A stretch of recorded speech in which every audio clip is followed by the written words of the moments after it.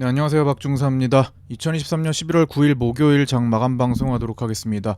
자, 현재 시간 저녁 8시 39분 지나고 있고요. 우리 야간 선물은 326.85로 거의 강보합 거래되고 있고 나스닥은 0.1% 정도 빠져서 거래되고 있습니다.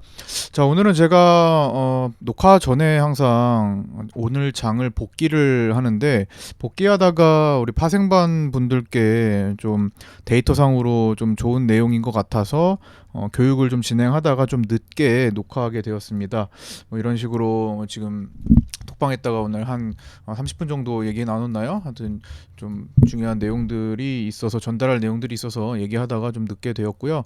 원래 같으면 1시간 전에 이제 녹화를 했을 건데 좀 양해 좀 부탁드리겠습니다. 이렇게 저는 이제 마감 영상 찍기 전에 좀 복귀하는데 오늘 장은 데이터 가치가 높아서 올려드렸다고 이렇게 써드렸고요.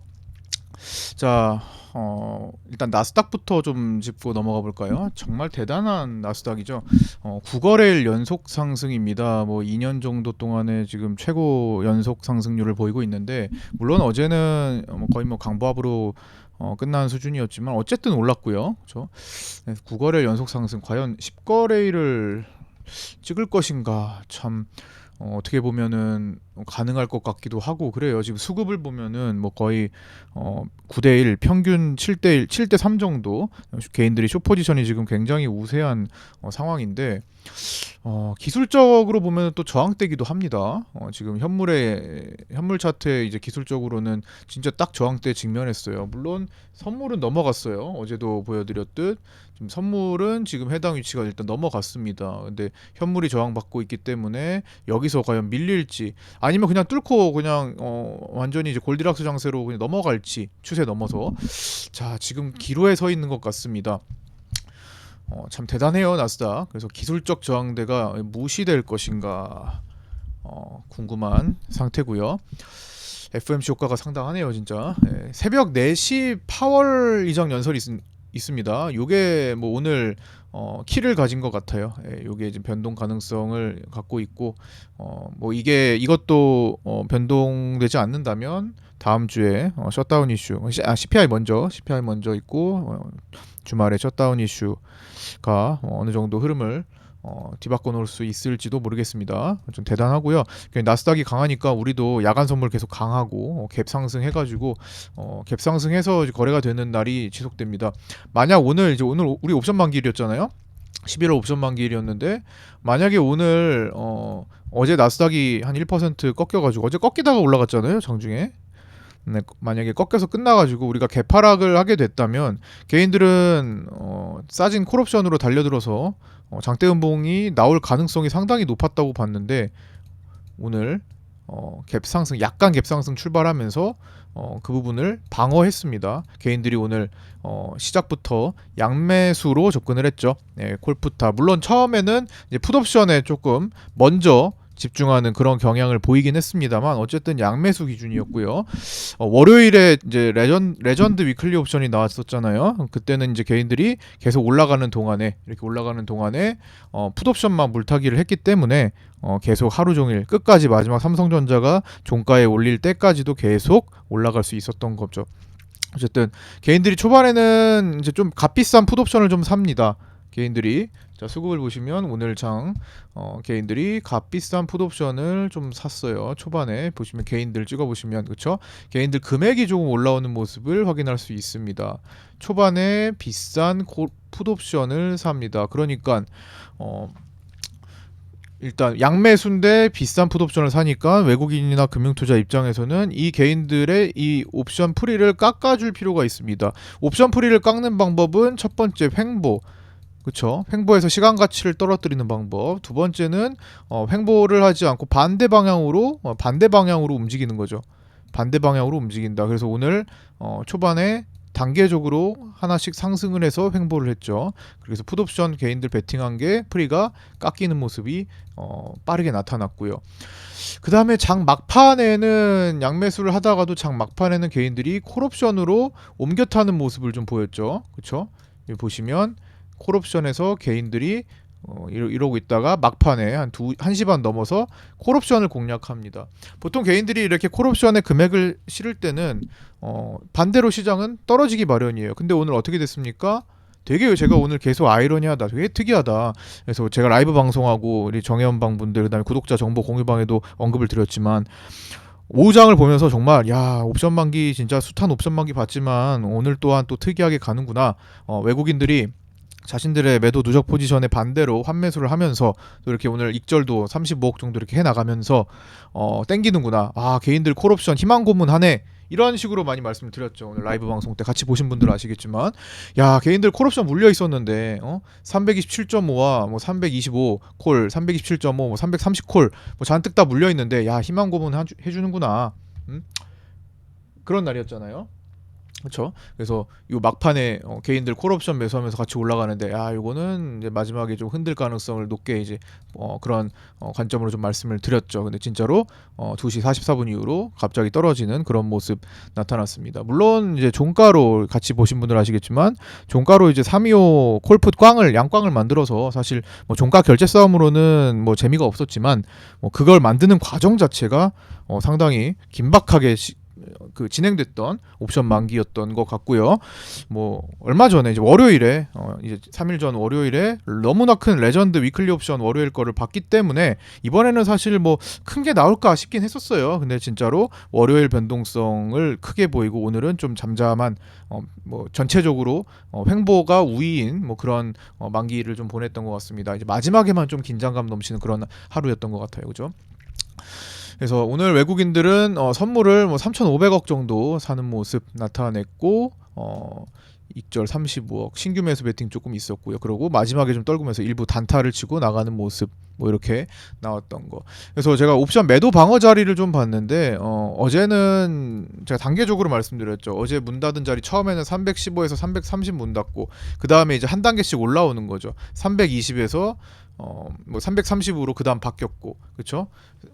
시장의 변화에 따라서 그 다음에 오늘 장중에 더 좁힙니다. 이게 만약에 좁혀지지 않으면 오늘 변동성을 더 확대하는 만기일이 될 수 있었을 텐데, 옵션 매도 방어 금투가 이제 방어를 하면서 좀 더 포지션을 닫아 버렸어요. 그렇기 때문에 오늘 제가 장중에 어떻게 말씀드렸죠? 아, 오늘 제한적이다. 오늘 상승을 해도 많이 못 올라가고 하락해도 많이 못 내려가는 제한적인 움직임. 베이시스 1.0 선물과 현물 코스피 200의 차이를 고려해서 1 정도 더해서 선물을 편의상 적용하면 이 322.5 요거를 이제 선물로 적용하면 323.5와 328.5가 됩니다. 그렇죠? 그래서 오늘 제가 장중에 여기서부터 여기까지가 오늘 움직이는 구간이다 라고 말씀을 드렸는데, 마지막에는 좀 이렇게 상단으로 조금 황당하게도 이렇게 좀 끌고 올라왔던, 그래서 다시 원위치 내려오면서 325 근처에다가 이제 갖다 놓고 끝났죠. 딱 중간에다가 정확히 가운데 오늘 코스피 200이 325.29로 끝났죠. 325.29로 가운데 부분에 가져다 놓고 이제 325 양광을 만들어냈습니다. 뭐 동시호가 시작하자마자 삼성전자를 뭐 69,400원까지 보여주면서 아주 또 뭐 재미난 양상이 나올까 했는데 그냥 장난질이나 뭐 테스트 같은 개념이었습니다. 그래서 결국에는 양광을 만들었고요.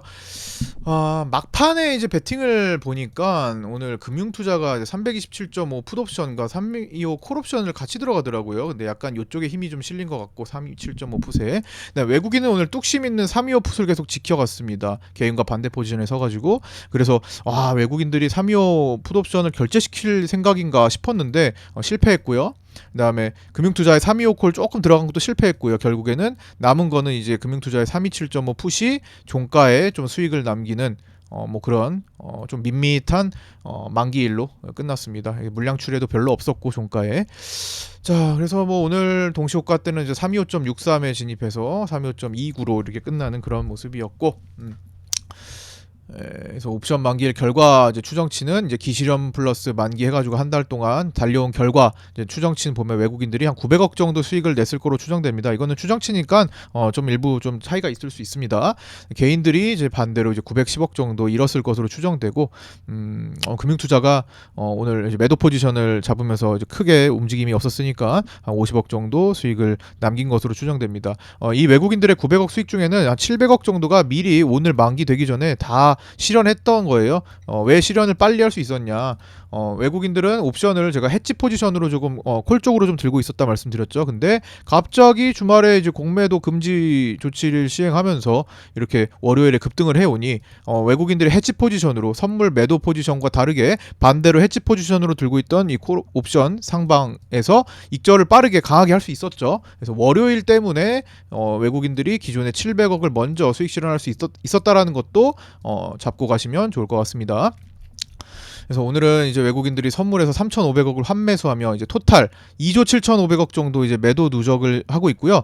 9월 만기에 했던 롤오버 정도를 포함하면 이제 3조 원 정도 매도를 지금 남겨둔 것으로 추정되고 있습니다.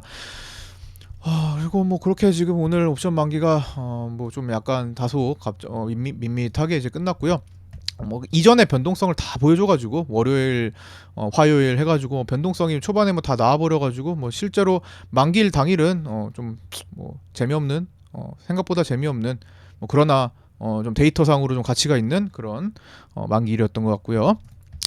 공매도 금지 카드가 이제 오히려 외국계 자금 이탈의 우려가 좀 생겼죠.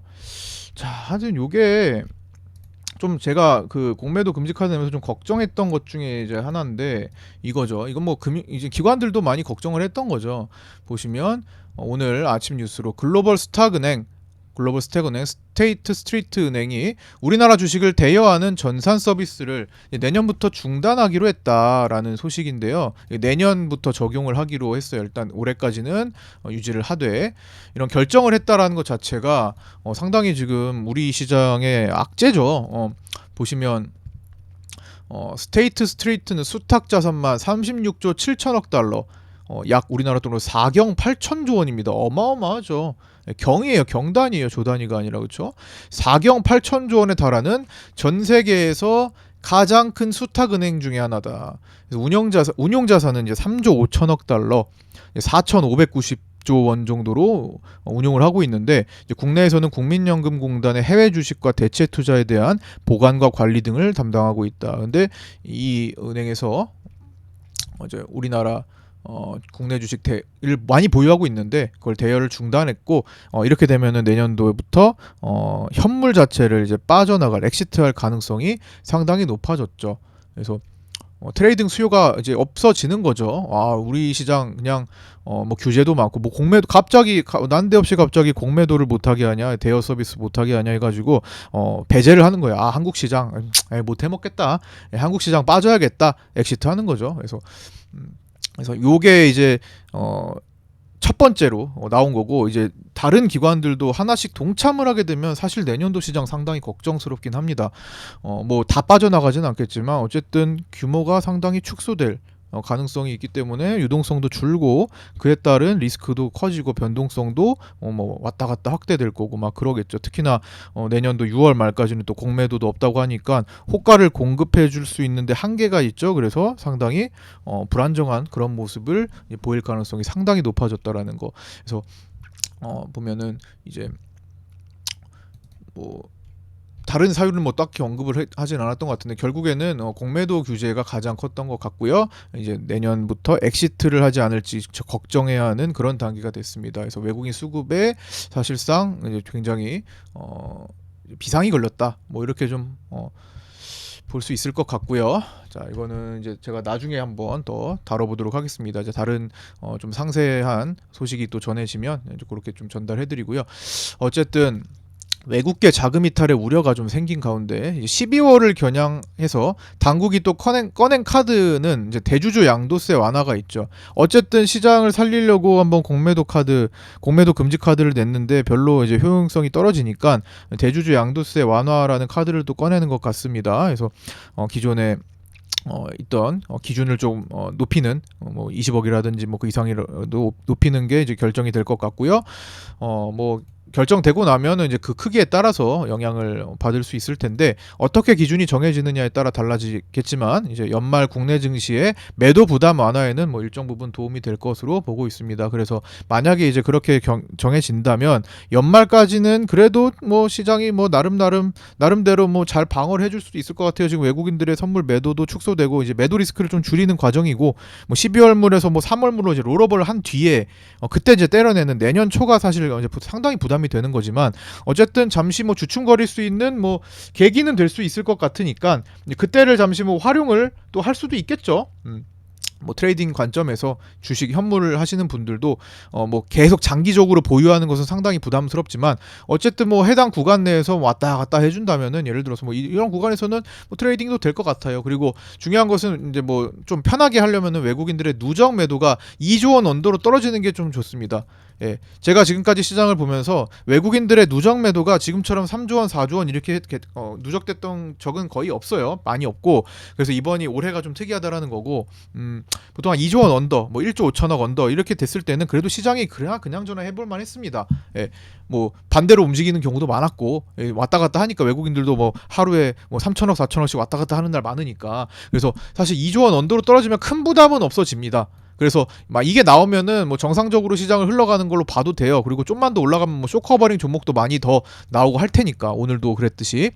그래서 그렇게 진행되는지 좀 봐주고 어쨌든 기술적으로는 지난번에 급등한 자리에 갭자리, 그다음 여기 갭자리에서 생기는 갭 저항들, 그렇죠? 여기가 아일랜드 갭으로 떨어진 상태에서 갭과 갭 그리고 여기 갭이 생겼죠. 그래서 갭 저항, 갭 추세 저항, 지지죠. 갭 추세 지지, 그다음에 여기 갭 이런 지지들.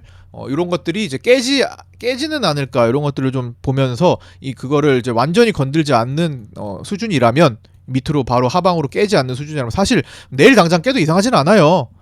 수급적으로 나스닥이 만약에 오늘 파월 의장 연설 이후로 막 갑자기 막 1, 2% 급락을 하면 사실 뭐 내일 당장 이거 밑으로 깔고 내려와도 이상하진 않습니다만 혹여나 이제 그런 시기를 바로 보이지 않고 좀 시간을 끈다라고 봤을 때는 전략적으로 뭐 이 구간을 활용하면서 외국인들의 선물 매도가 어떻게 좀 줄어드나 뭐 이런 것들을 좀 보면서 조금씩 매매 단기성으로 좀 재개하는 것도 괜찮을 것 같습니다. 우리는 이미 현금 확보를 굉장히 많이 해둔 상황이기 때문에 어쨌든 뭐 그렇고요. 뭐 내일 당장 이렇게 또 그냥 밑으로 갭을 메우게 되면은 또 다른 이제 위험 신호로도 받아들여야 되긴 하겠죠. 그거는 이제 내일 좀 다루도록 하고 어쨌든 요 이제 일정 부분 요 내용이 연말 국내 증시 매도 부담의 완화는 좀 일정 부분 도움이 될 것 같으니까 활용하시고 그러나 이제 증시의 펀더멘털 자체를 끌어올리는 게 아니라 자꾸 이런 식으로 수급을 인위적으로 조절하는 문제는 장기적인 관점에서 좀 부정적인 영향을 미칠 가능성이 높다고 생각합니다. 이렇게 해결할 문제는 아니라는 거.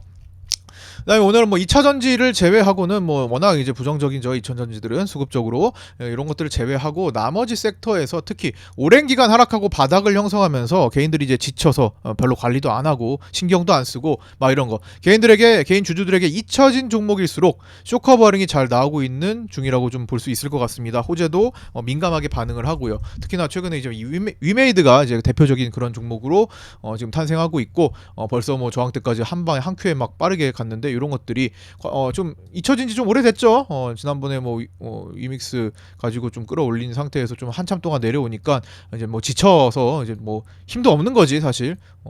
에코프로나 에코프로비엠이 시끄러운 것은 지금 요 구간에 있기 때문이에요. 그렇죠? 크게 올라간 뒤에 아직 떨어지는 과정에 있기 때문에 아직은 가능성을 막 이제 보고 있는 건데 그 에코프로와 BM도 결국 여기까지 밀려서 시간을 끌잖아요. 한 2, 3년? 한 2년, 1, 2년 정도만 뒤에 이제 여기 내려앉아요. 그것도 내려앉게 됩니다. 내려앉으면 얘랑 비슷해집니다. 다 잊혀져요. 그죠?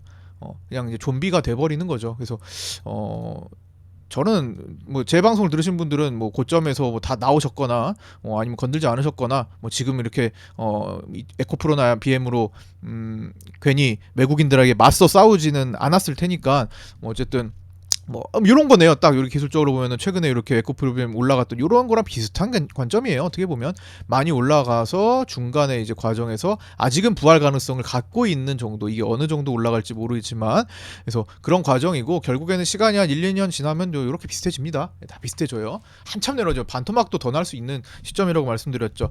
개인들에게 인기를 끌고 고점에서 개인들한테 거래를 넘긴 것들은 대부분 외국인들이나 금융투자 등 뭐 힘 있는 돈 있는 이제 메이저들의 이제 매도 숏 배팅이 많이 들어가고 뭐 공매도가 없으면 어떻습니까? 이미 포지션 잡아놨고 그 다음에 뭐 펀더멘털대로 잡아낸 거 나가는 거니까. 그다음에 뭐 선물 매도도 있고 하니까요. 뭐 이렇게 HMM처럼 개인들한테 한때 한 시대를 풍미하면서까지도 이렇게 쭉 올라갔다가 개인들한테 다 떠넘기고 이제 매도 포지션으로 이제 돌변해가지고 장기간 이렇게 떨어지는 뭐 이런 과정이 뭐 계속 진행된다라는 거죠. 이런 것들은 이제 영풍재지나 뭐 삼천리, 대성홀딩스, 뭐 서울가스 뭐 이런 것들처럼 작전으로 한 방에 망가뜨리는 이렇게 급락해가지고 이렇게 만들어드리는 이런 흐름과 완전히 다르지만 결국에는 가는 길은 비슷해요. 예. 그렇죠? 얼마나 급하게 떨어져서 그다음에 완만하게 떨어져서 이런 차이죠. 완만하게 떨어지는 만큼 개인들이 계속 붙어 있게 됩니다. 희망을 가지고 이렇게 중간중간 굴곡에 희망을 가지고 이제 붙어 있게 되죠. 물론 뭐 종목과 섹터의 구분을 하면서 뭐 더 강하고 약하고 이런 차이는 있겠지만 결국에는 원리가 비슷하다라는 거예요. 흘러가는 주가가 흘러가는 원리들. 그래서 뭐 오늘 위메이드도 그렇고 뭐 HDC 현대산업개발 그때 사고가 났던 이 종목도 마찬가지죠. 한동안 개인들한테 좀 잊혀지고 너무 많이 내려갔으니까요. 사고가 나고 그 뒤로 이렇게 잊혀져서 이런 것들이 이제 쇼커버링이 나오고 있다.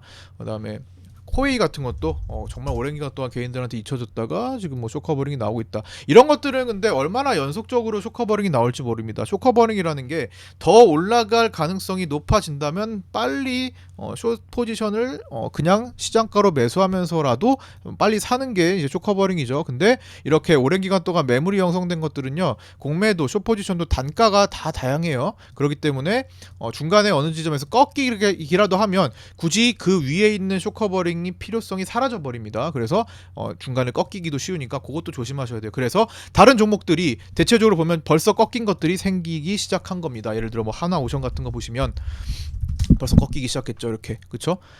한 번 꺾이면 더 이상 쇼커버링 할 필요성이 줄어든다. 그럴 가능성이 높다라는 것도 꼭 염두에 두시고 그래서 쇼커버링에서 가장 효과적인 거는 완전한 신고가를 돌파하는 것들이 사실 유리해요.